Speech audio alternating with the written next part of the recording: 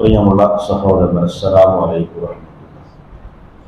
ഇമാം തിർമിദിയും മറ്റും ഉദ്ധരിച്ച ഹദീസ് അബൂ ഉമാമത്തുൽ ബാഹിലി റളിയല്ലാഹു അൻഹു പറയുകയാണ്, റസൂലുള്ളാഹി സ്വല്ലല്ലാഹു അലൈഹി വസല്ലമ പറഞ്ഞു, എനിക്ക് ജിബ്രീൽ മുഖേന, റൂഹുൽ അമീൻ മുഖേന വഹയിലൂടെ രണ്ട് കാര്യങ്ങൾ ഉറപ്പ് നൽകിയിരിക്കുന്നു.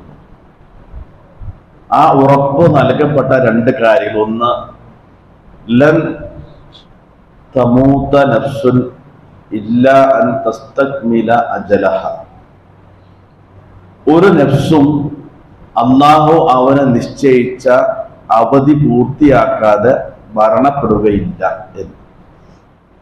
വൻ തസ്തഫിയ റിസ്ഖുഹ, ആ നഫ്സിന് അല്ലാഹു നിശ്ചയിച്ച അവന്റെ റിസ്ക്കും പൂർത്തിയാകാതെ അവൻ ലോകത്തോട് വിട പറയുകയില്ല എന്ന്. അതാണ് ഹദീസിന്റെ ആശയം. അപ്പൊ നബി സല്ലല്ലാഹു അലൈഹി വസല്ലം രണ്ട് കാര്യങ്ങൾ എനിക്ക് വഹയിലൂടെ ഉറപ്പ് ലഭിച്ചതാണ്. അതെന്തൊക്കെയാണ്? ഓരോ മനുഷ്യനും അല്ലാഹു നൽകിയ അജല്, അവന്റെ അവസാനത്തെ സമയം വരെയും ആ സമയം അജല് പൂർത്തിയാക്കാതെ ആരും മരണപ്പെടുകയില്ല എന്നാണ്. അപ്പൊ എപ്പോഴാണോ നമ്മൾ അജല് അല്ലാഹു തീരുമാനിച്ചത്, ആ അജല് വരെ ആ മനുഷ്യൻ എങ്ങനെയായാലും ജീവിച്ചിരിക്കും, ആ അജല് പൂർത്തിയായിട്ടേ മരണപ്പെടുകയുള്ളൂ എന്നാണ്.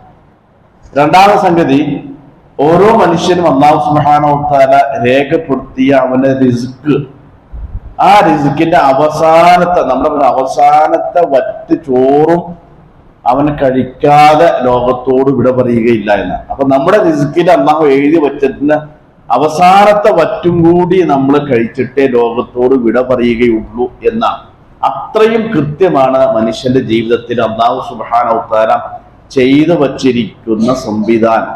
ഈ രണ്ട് കാര്യങ്ങളെ കുറിച്ച് മനുഷ്യൻ തല പുകഞ്ഞ നടക്കണം. ഒന്ന്, അജല്, അത് രേഖപ്പെടുത്തിയതാണ്, ആ അജല് വരെ നമ്മൾ ജീവിച്ചിരിക്കും.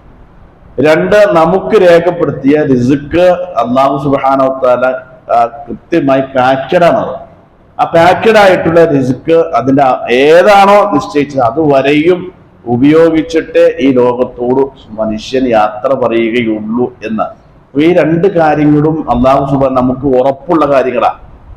പക്ഷെ ആ രണ്ട് ഉറപ്പുള്ള കാര്യത്തിലാണ് നമുക്ക് എല്ലാവർക്കും സംശയവും ഭയവും അസ്വസ്ഥതയും ഉള്ളതെന്നർത്ഥം. ഇത്രയും ഉറപ്പുള്ള രണ്ട് കാര്യങ്ങളില്ല. അപ്പൊ ഈ രണ്ട് കാര്യങ്ങൾ നബി സല്ലല്ലാഹു അലൈഹി വസല്ലം എനിക്ക് ജിബ്രീൽ മുഖേന ഉറപ്പ് ലഭിച്ചതാണ്. അതാണ് മനുഷ്യന്റെ ആത്യന്തികമായ ഒരു വിശ്വാസത്തിന്റെ ഭാഗം നമ്മൾ ഉൾക്കൊള്ളുകയും മനസ്സിലാക്കുകയും ചെയ്യണം. അല്ലാഹു അനുഗ്രഹിക്കുമാറാകട്ടെ.